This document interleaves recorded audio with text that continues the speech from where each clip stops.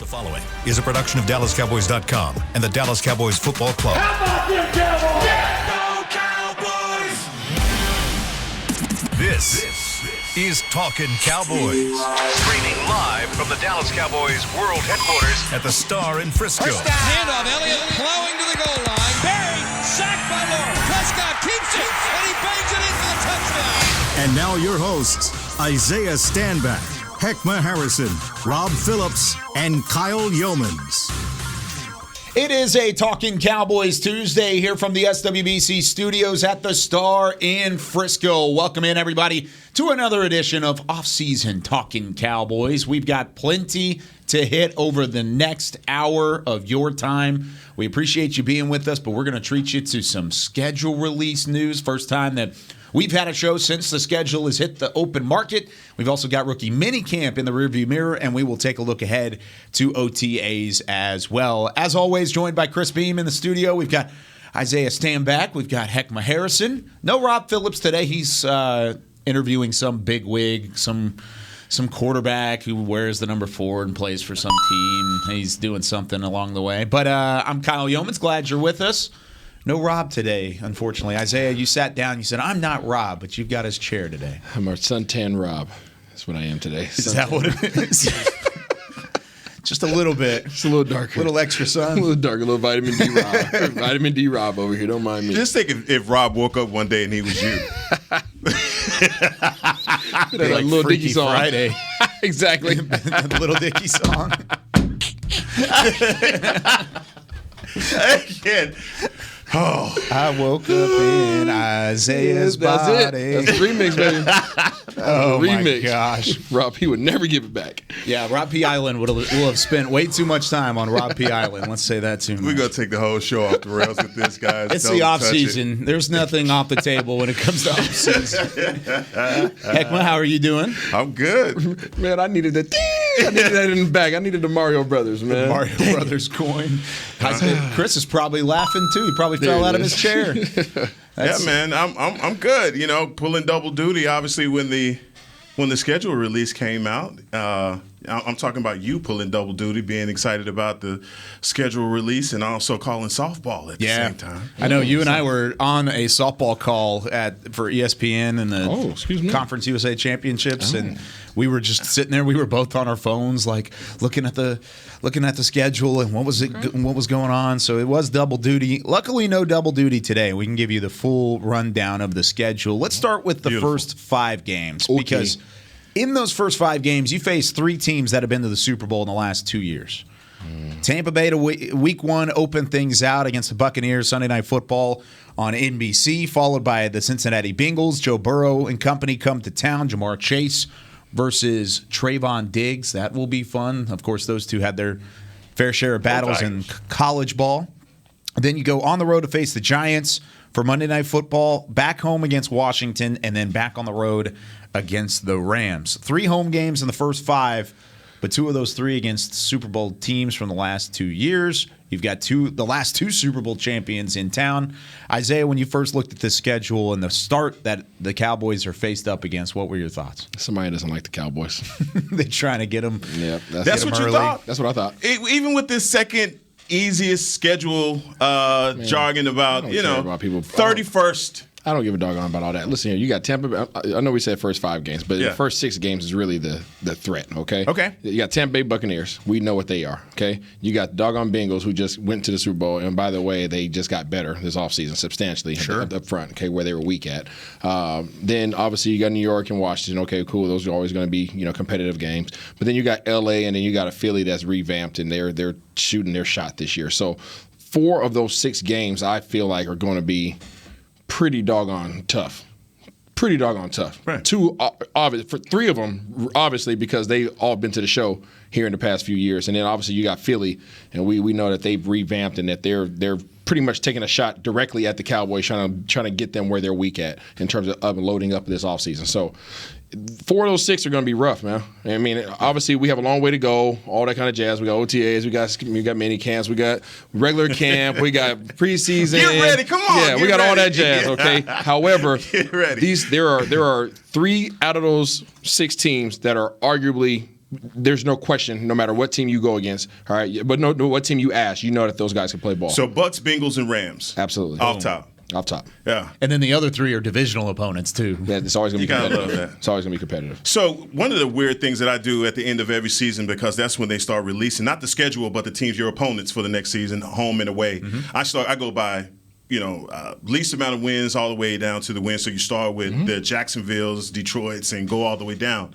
And I started to tell myself, all right, so I can see where you can say, well, this is an easy schedule, but obviously things change from year to year. But once the schedule was released and the way that they kind of scrambled and put this together, I think your opportunities, like you just said, are in those first 6 games. 3 of them NFC East opponents, as you just mentioned, but also teams that have been there. There's a large opportunity for this team. With all the offseason talk, all the things that they've said about the team, the players that you've needed to replace, that game versus Tampa could be the measuring stick for your season, simply because in those first 6 games, you have the Bucks and the Rams, and beating those 2 teams may set you up for NFC seeding. Correct. So although the season hadn't started yet, and the way that we are starting to look at the season at playoffs, hey, it's not you can't do a one and done, right? Yeah. You got to go far in this league, and seeding in the NFC is going to be important right there with those first 6 games. So I don't want to say must win already sitting here in May, but that's as close to a must win as you possibly have. Yeah, at least early in the season and with an opener like that. And you saw it last year. The way that they played against Tom Brady and the Tampa Bay Buccaneers on the road when they were raising a banner, that set the tone for the entire season. Then you rattled off 6 straight. I don't know if you're going to see that again this year. There's probably a good chance that does not happen. However, there is a measuring stick, and it's that first 6 games. I keep looking at it, and I was looking at first 5, but you threw in Philadelphia on Sunday Night Football there in October. That's certainly a big game as well. You could go through those 6 games and finish 2 and 4. There's a good chance you go 2 and 4, maybe even a 3 and 3 if you get lucky. If you end up going 4 and 2, and you somehow work through that, and you're above 500. You're feeling really good about the rest of your schedule. Yes. Feel really good about not only in the division, but in your seeding for the NFC, in your benchmark test that we've talked about all last year. We didn't pass a single benchmark along the way. You lost almost every one of those games. If you want to maybe throw the Chargers early on, maybe, but I don't think that because they weren't a playoff team. That's the same thing for these games. Tampa Bay is a benchmark, Cincinnati, L.A. And then you don't have another one until you go on the road in Green Bay a little bit later on in the season. So those first 6 games are crucial to set the tone. And they're tough. These are not. I mean, these aren't easy. I don't care what people say about the easy versus hard rec. I don't give a doggone. It's last year. That is last year. Teams have loaded up since last year. Teams have added players through the draft. Teams have added players through free agency. Teams are not what they were last year. Let's just go ahead and lay that on the table. Okay, so you can look at last year's stats and all that jazz all you want to. Coordinators have moved around. Head coaches have moved around. Personnel has moved around. These are totally different teams. So yes, there might be core members of teams that are still in place. However, there's new players there. Okay, so it's going to be a different look. So Tampa is Tampa. TB12 is back. Sorry, everybody. All right, we're going to have a showdown again from last year. Boom. All right, hopefully it goes our way. And then you got the doggone Bengals. Okay, these boys balled out last year somehow, some way. And their win percentage probably brings the win percentage down for the Cowboys a little bit because they were 10-7 as a division champion. They were the 4 seed in the the AFC, and then they go on a run. That Bengals team is not a 10-7 ball club anymore. That's a team that's going to win 12, 13 games and they're not going to give healthy. And they're not going to give up 10 sacks a game. No. You know, with what they did with their offensive line this past year. And we knew that was their major weakness for them last year. So they've addressed the areas that they were weak at, and they were weak at major weaknesses, and they still found a way to make it to the doggone Super Bowl. Yeah. Now, so there you go with that. Giants, okay. Washington, okay. L.A., I don't know how they got through their salary cap woes, but they did it. They bent the rules. They bent the rules, yeah, exactly. And they loaded up even more. Yeah. The thing for me is looking at the schedule and seeing where the Boo Eagles fall on our schedule. Because it's always about who we play before and who we play after, because there's such a big NFC East matchup for us. And you look at where they are. I mean, we play the Los Angeles Rams before Philadelphia. Yeah. And then you look later on the schedule, and we have the Tennessee Titans after. we play the Philadelphia flip-flops. I mean, and so those are the tough parts of your schedule. I mean, when you talk about what's going to be interesting, where are the tough patches, where can you be in trouble?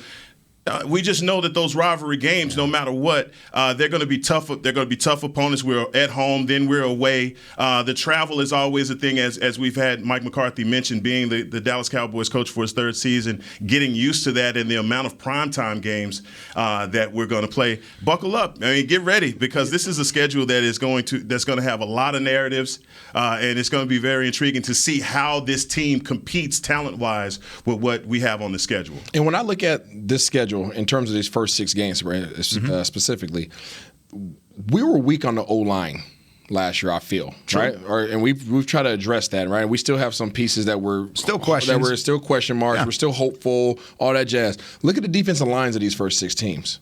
Yeah. Tampa Bay, nasty. Cincinnati, nasty. New York beefed it up. Yep. They may not be there yet, but they beefed it up. Washington, nasty. LA, nasty. Philadelphia, super nasty. Yeah.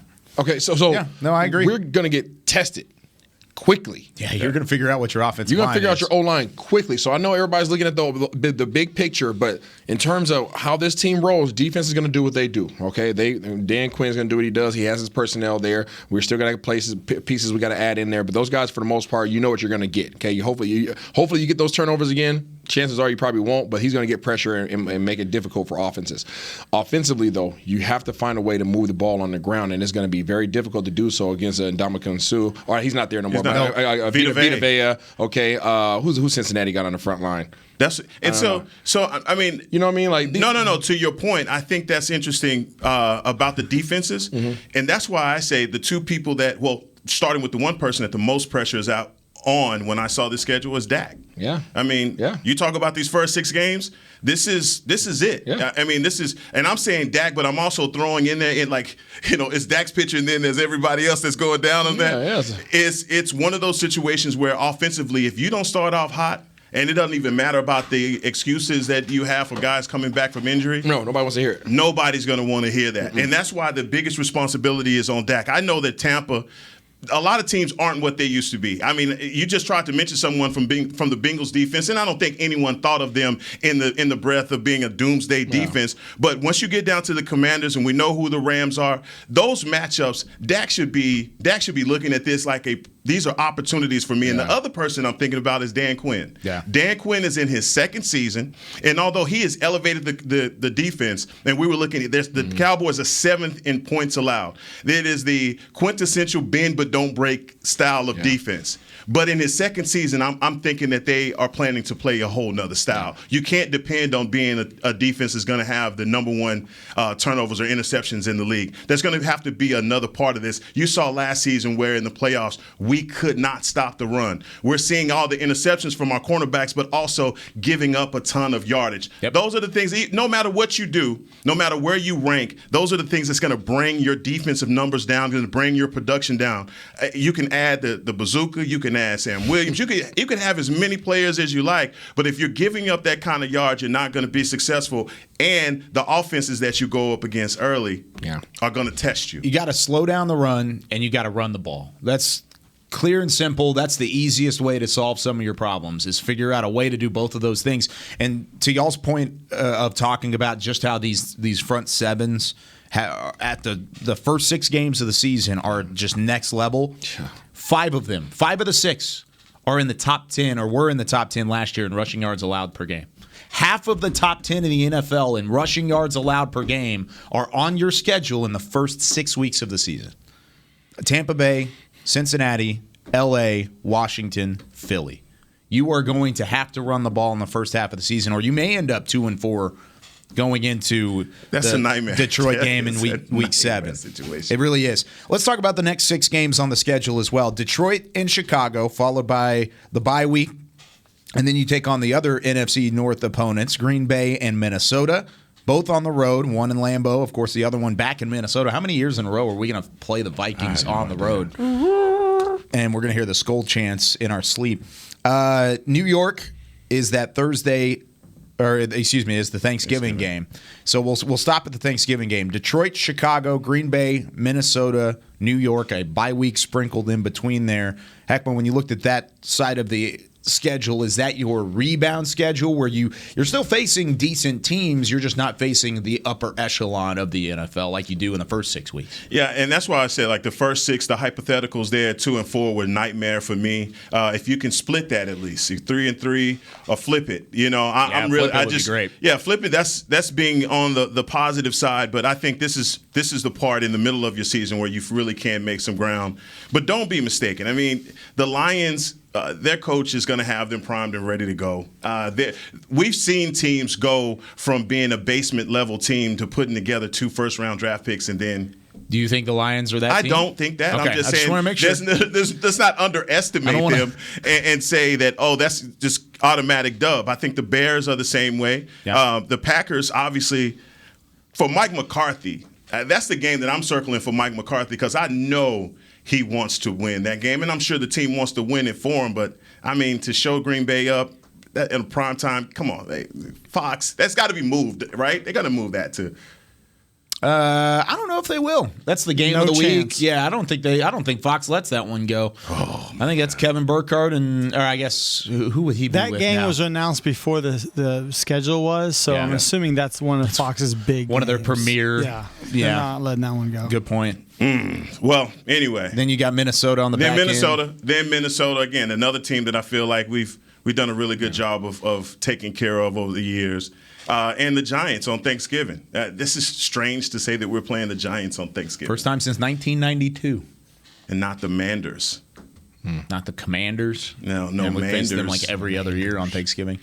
What do you think about this middle part of the schedule? When I look at it, I think all 5 of these games are winnable, should be winnable. I like the middle part. I like, obviously, Detroit. Regardless of what happens in that first 6 games, I think Detroit's obviously based upon what took place last year with the teams, okay? You should be able to win Detroit. You should be able to win Chicago. You get a bye week at the best possible portion of your season. Fantastic. It's the best you could ever hope for, right smack dab in the middle of your season. So that's awesome. Then you need that bye week because you're about to face Green Bay and Minnesota.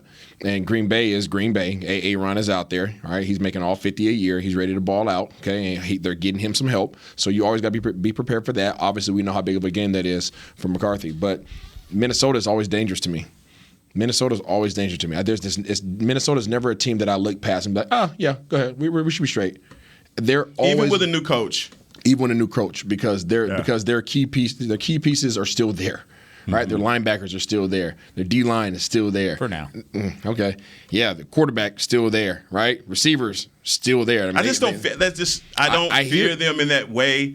We've played them a couple of times so far. Dalvin Cook, I respect his speed and what he does, but I just think on the outside we covered them pretty well. I agree that we beat them last year with a backup quarterback. Cooper Rush beat them. Agreed. Dallas has done a great job against them, but personally, I just think that they have very good key players. They got key players. I like their front 7 always. Front 7's always a threat. Their running game's always a threat, right? They have 3 of the best receivers in the league. Those guys do a doggone good job. That's a solid trio that they have over there. So they're a threat in my eyes. And then you got the Giants, all right? And we'll get to the next one here after that. Yeah, we'll get to it here in a second. I never played in the NFL. Shocker for those of you listening. How much does it play a factor in the travel schedule? Right there in the middle of the season, you're at home against Detroit, you're at home against Chicago, you have the bye week, so you don't travel for an entire month. But then you go straight into Green Bay, Lambeau Field, in a high-vaulted matchup where your coach is making a return after winning a Super Bowl there, and yada, yada, yada.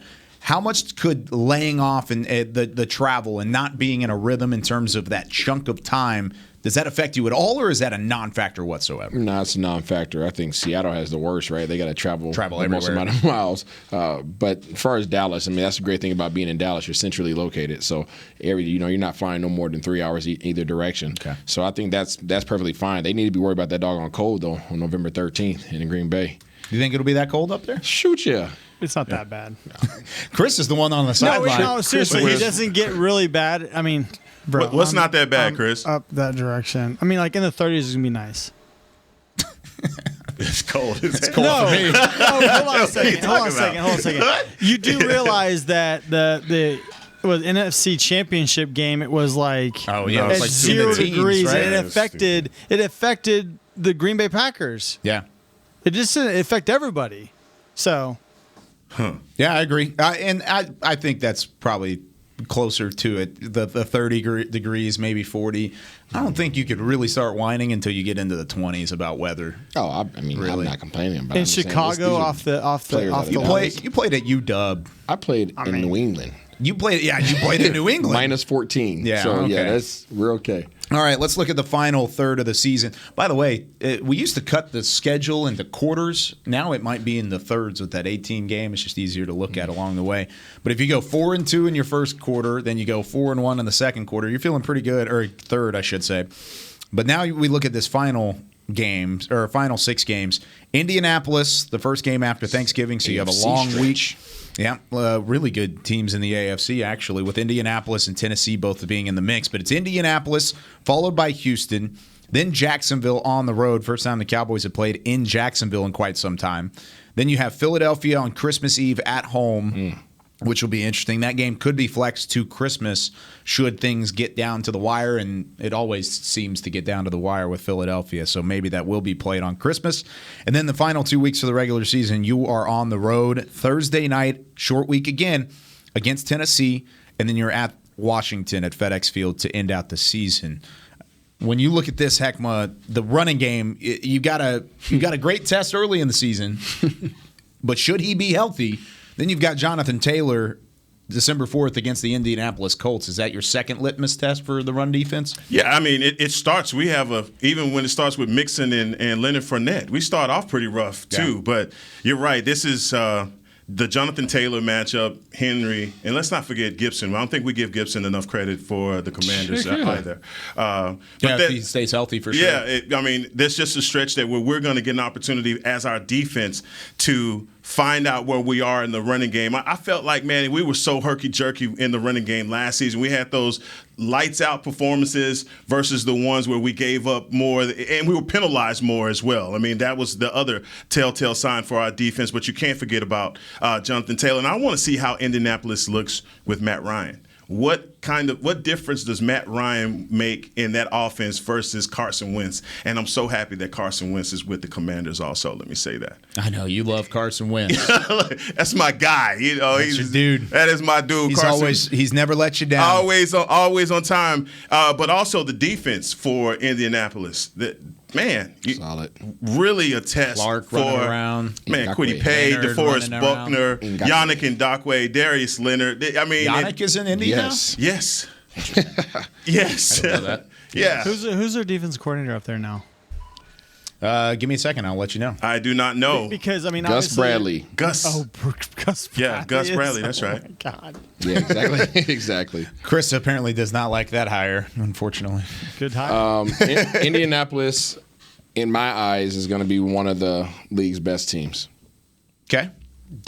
I think. You think they take that jump? I think they take that jump. I think they weren't too far off last year. They just didn't. Obviously, they got help from your boy Wentz. Pennsylvania, baby. They need a bus driver. They need a bus driver, and they got one. You know who they remind me a lot of? Tampa Bay 2 years ago. When they finally got a quarterback that could be exactly what they need. And I think Matt Ryan can be that in this system. I'm not saying Matty Ice is the end all, the be all. He's not Tom Brady. He's not Tom Brady. Yeah. I'm not saying that either, but I'm saying he won't. I could hear the comments. Yeah, he come. It's okay. I'm just saying he won't mess it up. Yeah. And he has a good enough position right now. He's in a good enough position with this team. Yeah. He's on a way better team now than he was last year. And the defense. Their defense is silly. Yeah. I don't disagree. And I think Tennessee might take a step back from their dominance. They're still going to be great on the ground because they have Derrick Henry. But I don't know if they're necessarily going to be the same kind of top seed in the AFC that we saw a year ago. Indianapolis could certainly take that jump. And Houston, Jacksonville, those are both winnable. You should win on the road against Washington. But that Christmas Eve game against Philadelphia, and it always comes back to the stupid Boo Eagles. Yeah, there they are. But it always just comes ready to down ruin to your Christmas.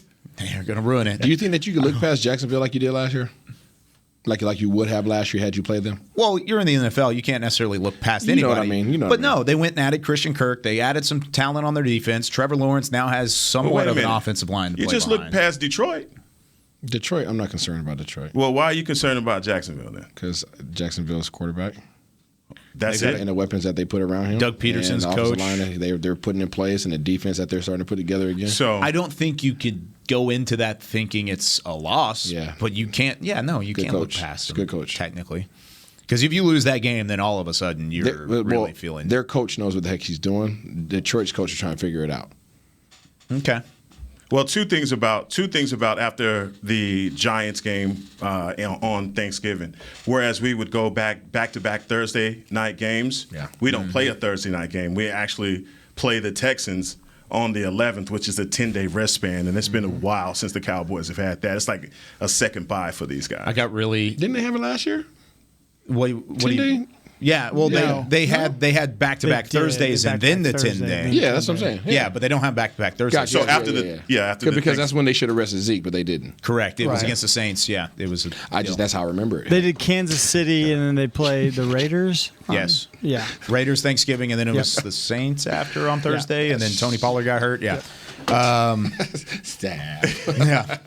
But that's the schedule, up and down. Woo! Thumbs up, thumbs down. Thumbs up. It's going to be very challenging early. You're going to find out what you need to know about this team in the first 6 games. Agreed.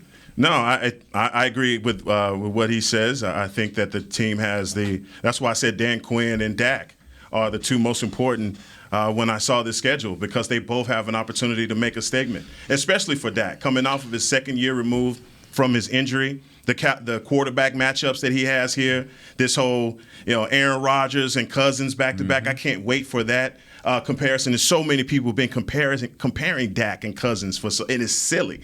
Chuck just tweeted about this. It really is a silly argument. But you go from Joe Burrow, Tom Brady. I mean, that's a matchup galore for Dak. Then and I think Daniel Jones in Week 3. Yeah, then Daniel Jones. Yeah, and Carson Wentz right after that. Come on. And by the way, preseason games, just for everybody listening and keeping track, August 13th against Denver. That's an 8 p.m. kick. August 19th it's the 20th. It's that Saturday at L.A. going to SoFi Stadium against the Chargers. That's a 9 p.m. kick. And then the 26th against Seattle and taking on the Seahawks in the preseason. Isaiah perked up a little bit for that one. You going to be in the color booth for that? Is that home? I don't know. It is a home game. It is a home game. That's the only preseason home game. You're gonna fight Michael Irvin for that one, buddy. That's true. That's Mike's usually got that. Mike's game. Mike gets the last game always. All right, when we come back, we are done talking schedules. It's time to talk about minicamp. Football back in the air here at the Star in Frisco. The rookies had hit the field this past weekend. We were all out there to see it. Yeah. Who stood out? Who did we like watching? When we come back with more Talkin Cowboys. There's nothing as unique as our eyes, which is why Essilor pioneers ways to make lenses as unique as you. Verilux for super sharp vision, Essential Blue for protection, and Crizal for freedom from glare. 3 cutting-edge solutions in a single unique lens. So whatever your needs, insist on Essilor. Visit your local Essilor experts and find the perfect lens for you. See more, do more, Essilor. Want to use what the pros use? How about the official men's skincare brand of the Dallas Cowboys, Jack Black? Right now, you can get the Jack Black Starter, a curated collection of Cowboys locker room favorites for just $10 with free shipping. The starter includes 4 Jack Black skincare favorites, plus a full-sized intense therapy lip balm. Go to getjackblack.com/Cowboys and use the code word TEAMJB. That's getjackblack.com/Cowboys. The Jack Black Starter, $10, free shipping. At AT&T, everyone, new and existing customers, get our best deals on every smartphone. Why? Because you deserve it. For turning your living room into your office and your gym. For teaching Grandma how to video call and teaching her again. It's the button on your left, Nana. Okay, your other left. It's not complicated. Everyone deserves something new.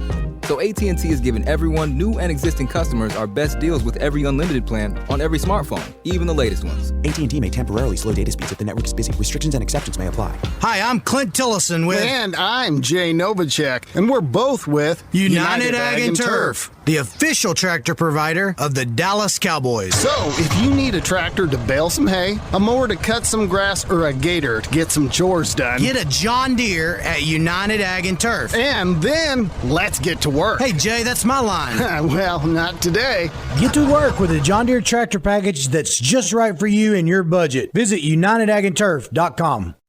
Back to Talkin Cowboys.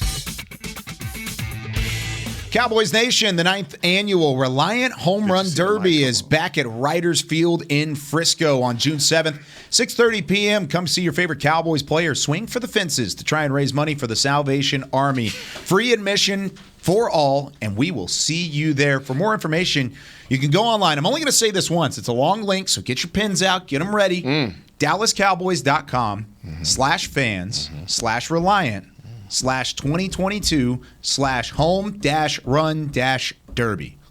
You can replay that if you want. I tweeted it out. And Chris Bean tweeted it out at Beamer09 on Twitter. So go find that. Can you say the last part again? No.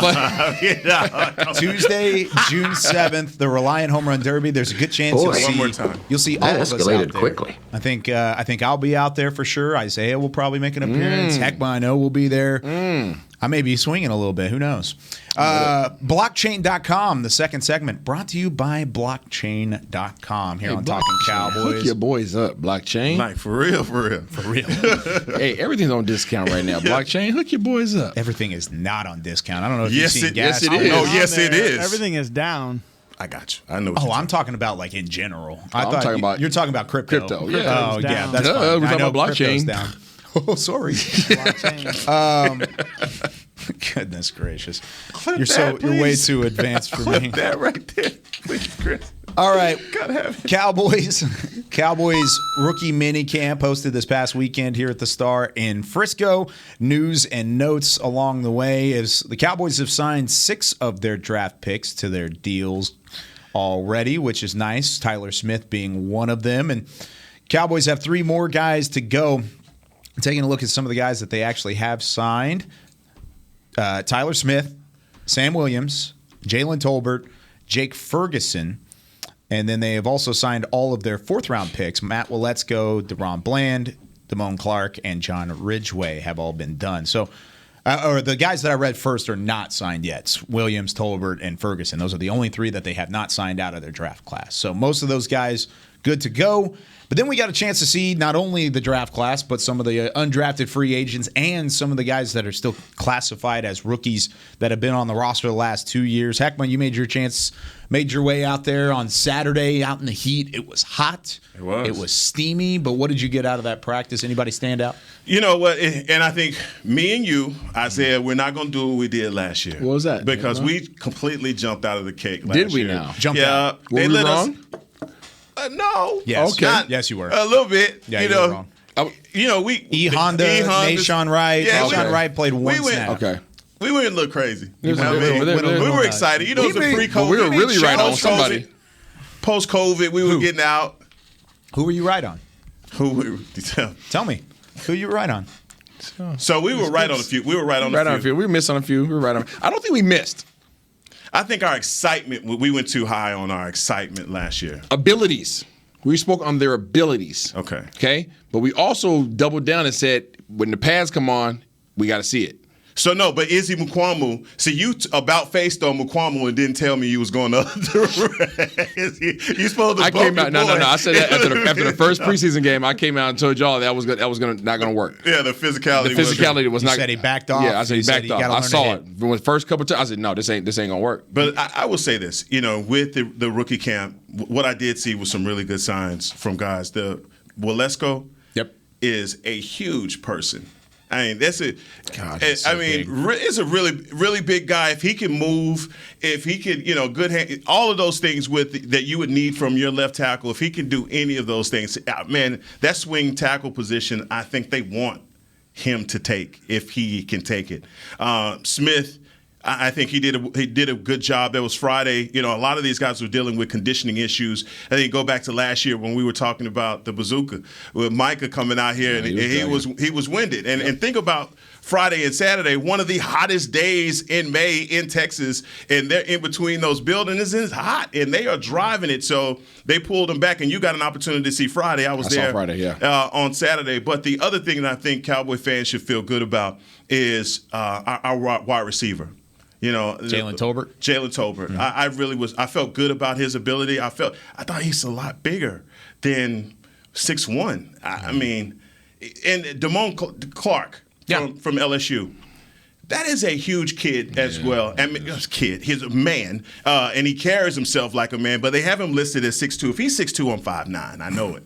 Because there's another big person that I think once you add him to the roster, he may be someone that can play, because we've been trying to answer those questions about the linebacker room. But the other guy, the wide receiver from Indiana. Ty Freifogel. I ain't messing this name up. He is an undrafted free agent. And that's where I am looking at this roster and trying to say, like, who's going to be the next Cedric Wilson? Who's going to be the next Malik Turner? When are we going to have that replacement? Because that's 7-8 touchdowns that you don't have. That's about 800 yards that you have to replace that I don't think you feel like you've replaced. And that's from your 1 and 2, from your 3 and 4, 5 receiver. Where do we get that production? And that's why I'm looking at this part of the roster and saying maybe we can get that from these guys. And since I was there with you on Saturday, I'll kind of bookend this, and then we'll get back to Friday. But I agree with you. I think the wide receiver room is where you're going to see a lot of confidence early on from these guys that are ready to come in and make this step into the NFL because they have some speed. Freifogel's one of them. Jakari Robinson from Wake Forest is another one. That both of those guys in 2020 were top 10 receivers in collegiate football, but they just had their drops in 2021. They have some question marks around them, and they came in and they performed well, especially Freifogel, Jalen Tolbert. All of a sudden, or not all of a sudden, but he was obviously the number one guy that was in the room. My favorite part about going out there and seeing the battles was Tyler Smith at left tackle, left guard. They kind of put him both spots. He played a little bit in the interior, but he was on the edge, and he was going up against Sam Williams, seeing Sam Williams get after it. Williams got him a couple times. Williams definitely did. But then there were other times when Tyler Smith would wall up, and so seeing that competition early on between two of those rookies was really fun. Of course, they're not going full blast yet. They're not getting training camp beat down just to this point. It's a lot of install, a lot of classroom work, and in talking to Mike McCarthy, he has a lot of confidence in this class. Said everybody showed up at 7:20 for a 7:30 meeting. He actually stopped him. He was like, I want you guys to take a picture of this so that way when we're in Oxnard in a couple of months, the entire rookie class is 10 minutes early to a meeting. I bet it's not going to be the same. So make sure and keep that going as well. So I like the classroom side of it. Apparently that's going really well, and that translated onto the field because comparatively, it looked like Saturday was a much cleaner practice than Friday was because there was some sloppiness that you got to watch. Yeah, there was some sloppiness, but that was to be expected. Obviously, guys are excited. There's jitters. There's first run. They're trying to impress. It's a lot. You're trying to get your feet underneath you and get adjusted to the speed. But, there were definitely some pros. I was looking primarily, obviously, the offensive line, I don't really look too hard at that just because of the fact there's no pads. So O-line, D-line, I don't put too much judgment on that until them boys get them pads on. Yep. That's what really matters. But at the wide receiver position, I had my eyes peeled over there at Jalen Tolbert, and I like him. I like his work ethic. I like his demeanor. His willingness to be on special teams. That was something that we mentioned that wasn't necessarily present with the draft pick from last year. He was willing you could tell he was willing to go out there and give his 100% in special teams, regardless if he was fielding punts or regardless if he was covering kicks. It didn't matter. Like, he was out there and he was giving 100%. I like that. His ability to run routes, he's precise. He seems bigger than what he's listed at for sure. So maybe he put some weight on. Mm-hmm. But I like him. I think he's going to be a great addition to the receiver room, along with James Washington. I know we keep kind of canceling him out, but I'm not canceling him out. I think he's going to be a very integral part. I think he's going to be this slot for the Dallas Cowboys. He's going to be that possession guy. And Tolbert is a bigger guy that they're trying to make a possession guy as well because they want him to be in that trifecta with CD and Gallup when he gets back on the field. But he knows that he has some work to do. I was reading up some of the things that he mentioned following practice, I believe, on Saturday, that he knows that he has some work to do internally in terms of being the inside receiver guy. Jake Ferguson put a lot of attention on watching him I know I spoke with Linda Wells, and he's very excited about his tight end room. He's very excited about his tight end room. He looks more than willing to block. He looks like he's one of those kind of just drive you off the ball type of guys. My only concern is his weight. Yeah, he's a little light. A little light in the butt. That's my only concern. If you're drafting, and I trust those scouts, I trust Wells, I trust all those guys, obviously that are responsible for this. I would like to see him personally come in about 15 pounds heavier to camp, because I think right now they had him listed about 245, and he looks like he's about 245. Maybe a little smaller than that. Yeah, he has a frame that can add it. Okay, that's one thing I can mention. He has a frame that can put on some weight, and obviously the strength coach is Harold Nash. He's awesome. He knows what the heck he's doing over there. So they have dietitians, all that jazz. They can get him right for before camp, and he's going to need to probably come in 20 pounds heavier than what he is right now, because you're going to lose weight at camp. Okay, so my only concern is that if you're being drafted as a blocking tight end, 245 pounds in this league is not a blocking tight end. No. Regardless of your willingness, regardless of your tenacity, 245 pounds is not moving 285, 295 pounds off the ball. It's just not. It's just. As much as the Cowboys need a blocking tight end, because Dalton Schultz isn't that, and Blake Jarwin, without him being in the fold, and even Blake Jarwin wasn't necessarily a purely blocking tight end, I don't know if Ferguson fits that role. I think he's more of an all-around guy. He can block. He's willing to block. Yes. But that wasn't his MO coming out of Wisconsin. His MO was as a receiver, but, hey, he's willing to block, and he played in a system where they used him to block every once in a while.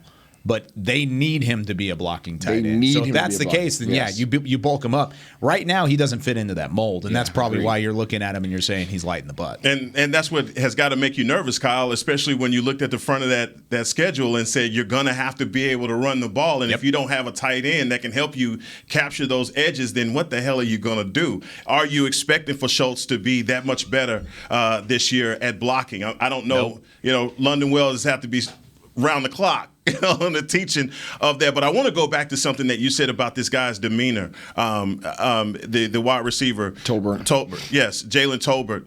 His demeanor and his just – that's one of the things that I talk to my son about this, man. Keep your head up, keep positive body language. And that's what Jalen Tolbert has. Yes. His willingness and also excitement to fit in that role, because we need glue guys. Yep. And that's what these guys that we lost were. They were those glue guys that were all special teams guys, but then at the end of the day, if you need them to moonlight, they produced and they did great things. And that's where I believe that Tolbert is going to be. Watch for him in camp when he starts getting those extra reps on special teams. He's going to be a camp favorite. Yeah, I can already tell. Watch when they start moving guys like that around, and he's getting those reps, because then that'll tell you how they feel about him once he gets with everyone else. I mean, and so that's going into camp. Those are the things that I'm looking at. But that's a great point that you made about his demeanor. But there's another guy, John Ridgway, is going to be. Speaking of demeanor, is going to be a fan favorite. Man, this guy, he's a big kid. He's huge.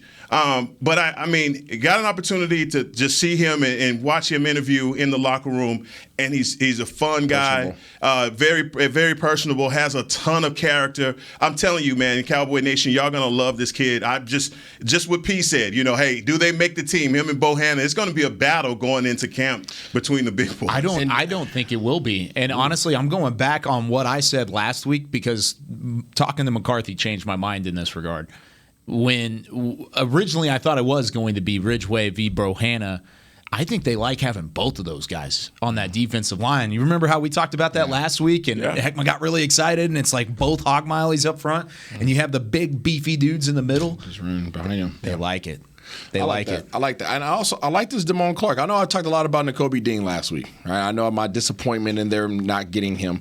You were disappointed? I was disappointed. I was. Y'all know I stand behind. I was staying 2 feet down behind anything that I say. I was disappointed, and I'm not going to backpedal from that. However, this Damone Clark cat, he's a big boy. Yep. He looked like somebody off a Key and Peele skit. Yes. I mean, he wasn't even playing. He was standing on the sideline. He's standing there, but this dude got a frame on him now. He got a frame on him. I can't wait to see him fly around. Obviously, he was on the sideline on Friday. But when he gets to camp, I am excited to see what he could bring to this defense, because I have a vision. I have a vision of what could have been and I want to see if it still can be.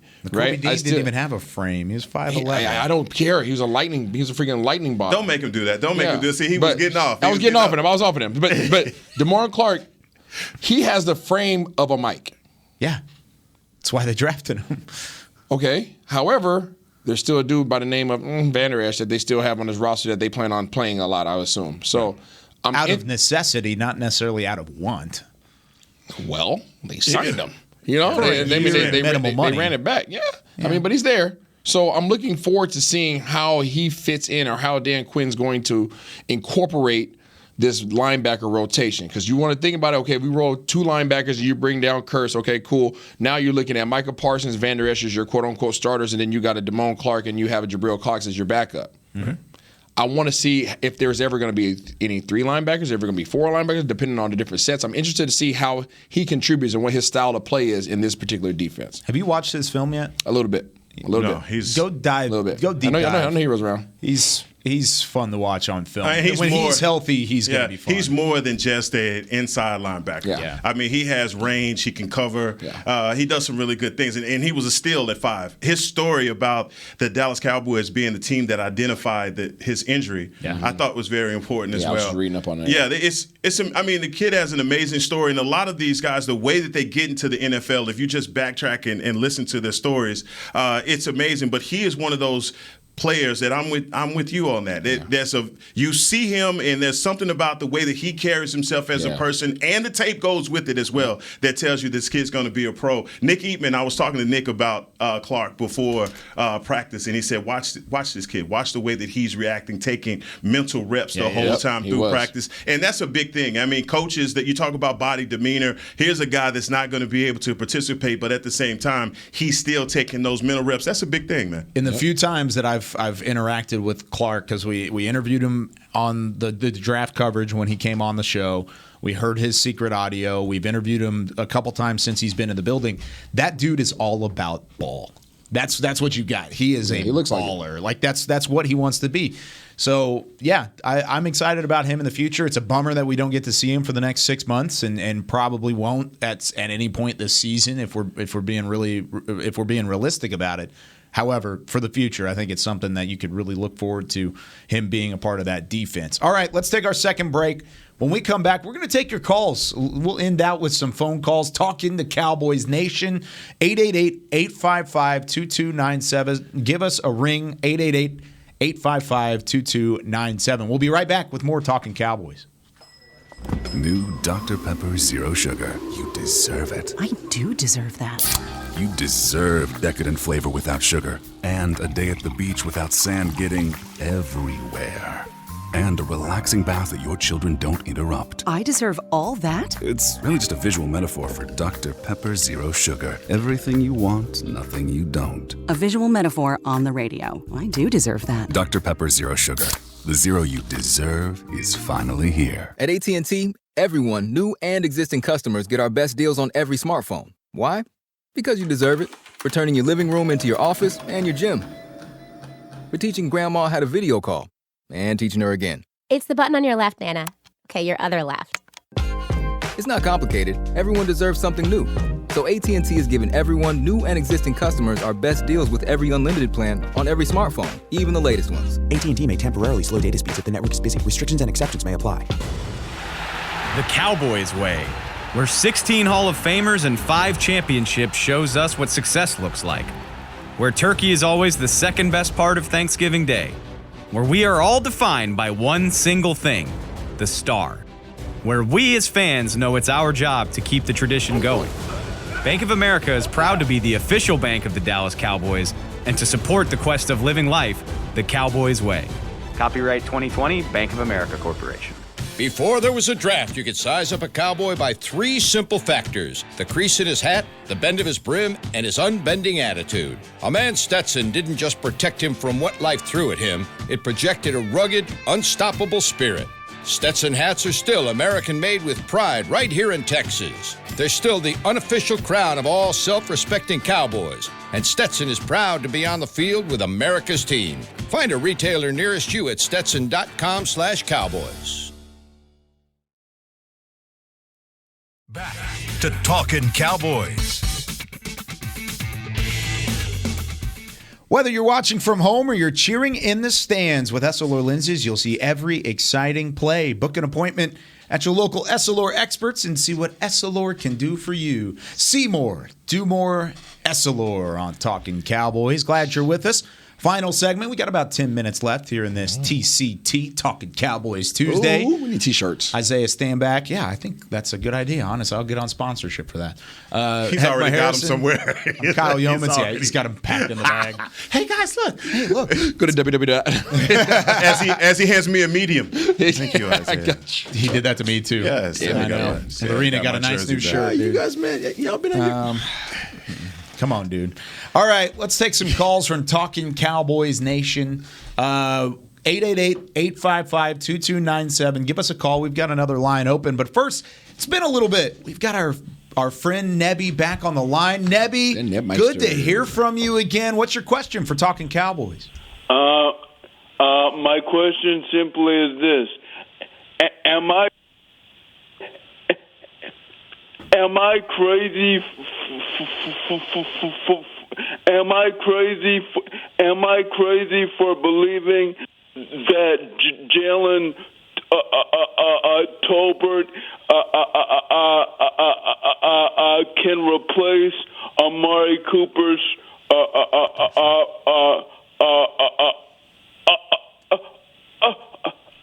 production this upcoming season? Take care.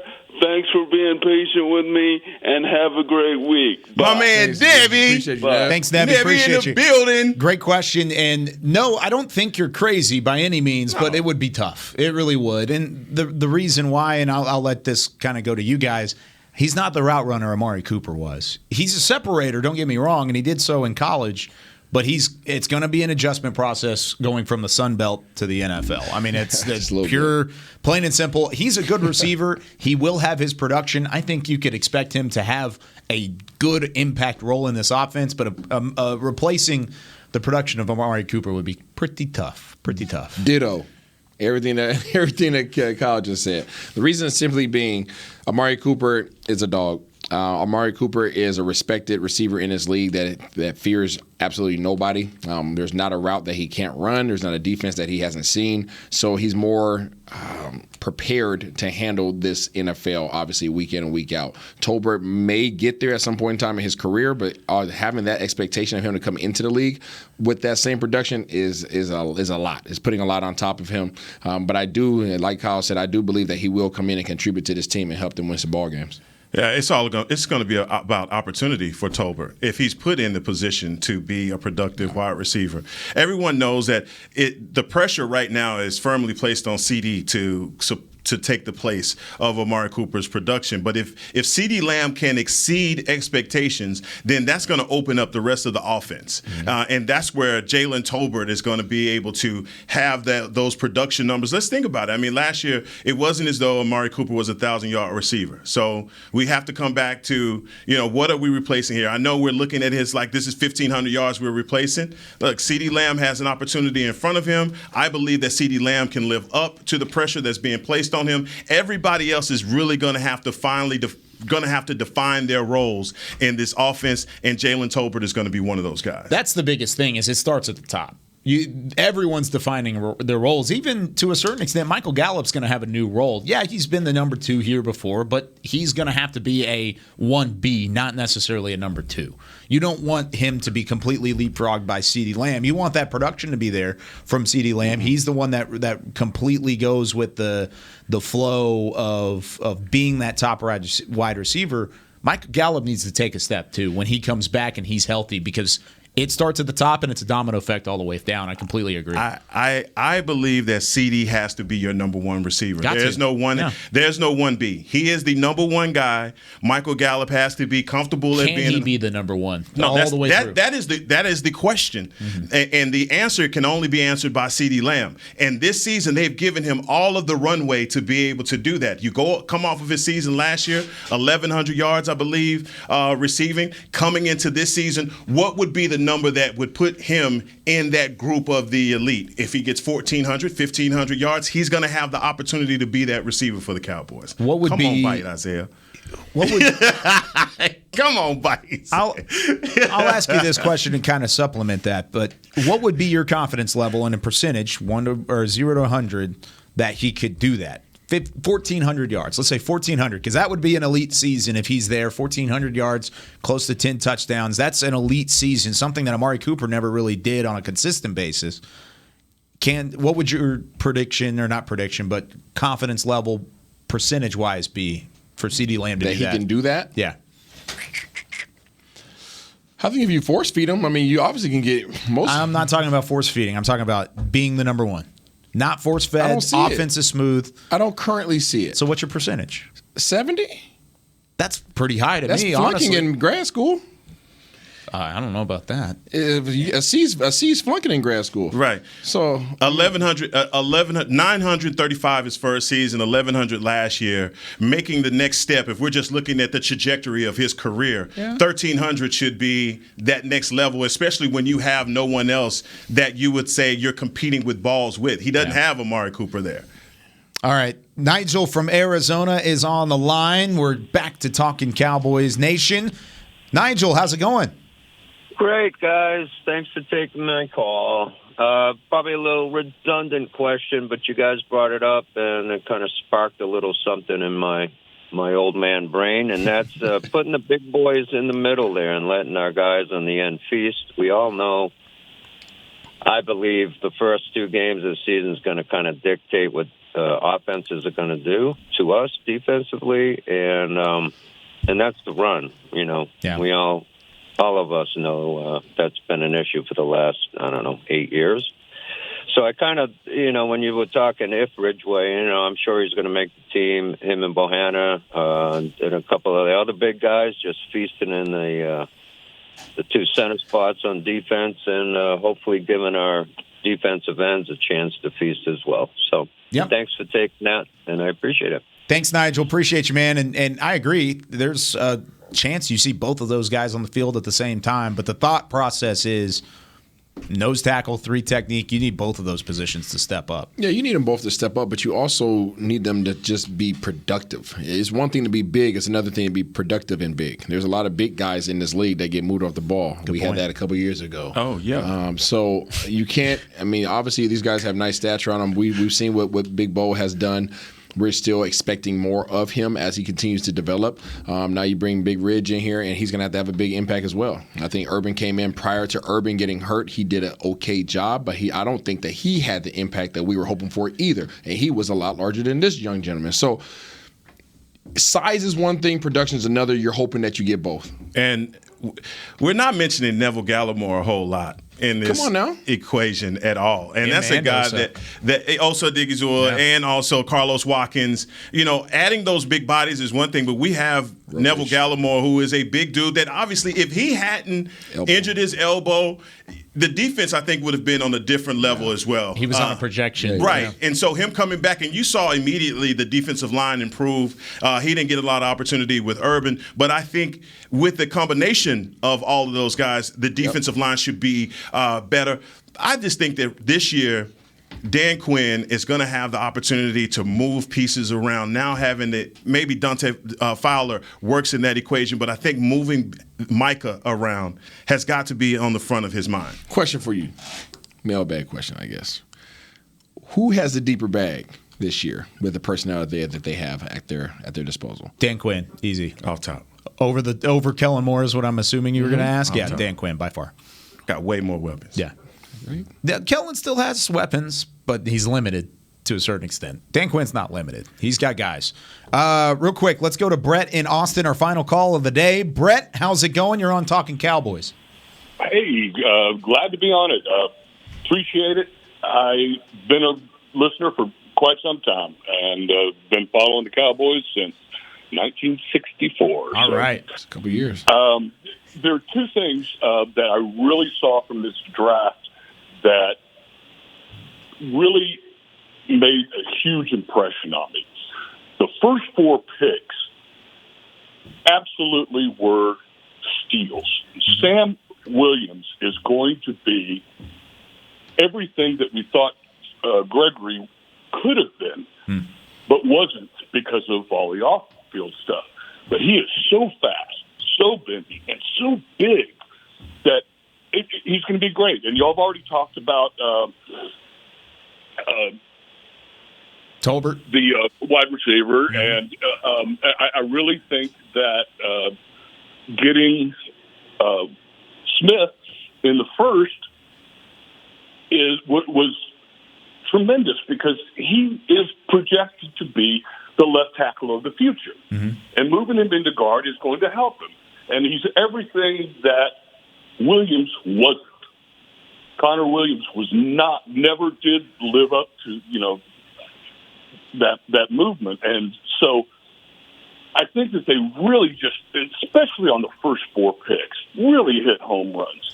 But throughout the draft, one thing that I kept hearing over and over again, and y'all have written about it, is the temperament, the nastiness, the absolute just pure ballers that we got. I think I gave it an A.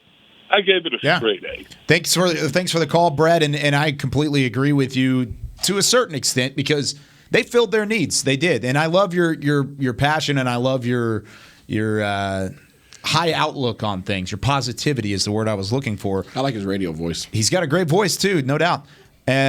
What do you guys think about what he said there to cap things off? I think they got guys that fit the characteristics of this team and of this organization, the direction that they're trying to go. Offensively, they got a nasty. All right, at the receiver position, they got somebody who's willing. They at the linebacker and defensive end positions, they got 2 people who are tenacious and fly around and are going to have an impact. So they got character guys that are, we're talking about their demeanors. We're talking about how they're taking mental reps. We're talking about all the things that you're asking for of a rookie to come in and do. Yep. They're doing those things. You're not having to train these guys to be better people, to be better students of the game. They already coming in with that mindset, and they come in with that mindset. They come in humble. They come in willing. You can work with everything else. No, and I agree with everything you just said, and I think that, the Sam Williams and what he said about Sam's, I think, Sam, that's accurate. The one thing that I always wonder with Sam, would we have drafted him if we signed Randy, especially with everything that we already have? People forget about Chauncey Golston and guys like that already have a year under their belt. I think it's going to be Sam is going to have to battle onto this depth chart to get playing, even as a second-round draft pick. And I think that he is probably one of very few people out there in Cowboy Nation that really feels the way that he did about the guys that we got in the draft, because it's the great unknown, and it is not until we get these guys on the field that we even know how Smith is going to translate at the left guard position, because he hasn't played it since high school. And so there's a lot of question marks surrounding this draft class, and obviously we're going to get the answers here in the next couple of months. Completely agree. The question marks around Tyler Smith, at first we thought it might have been a reach, but the more you heard about from the league, they got him at the right value. They got him at 24. That was exactly where they needed to get him, because if not, he would not have lasted 2 picks after that, because the value was there for Tyler Smith. Great value with Sam Williams. I think he's got a chance to make the roster, make an impact early. He's got all the traits. You just got to put them all together. Same thing with Jalen Tolbert. And then I even like the value on the back end. I'll skip over Jake Ferguson because I think that was pretty solid in the 4th.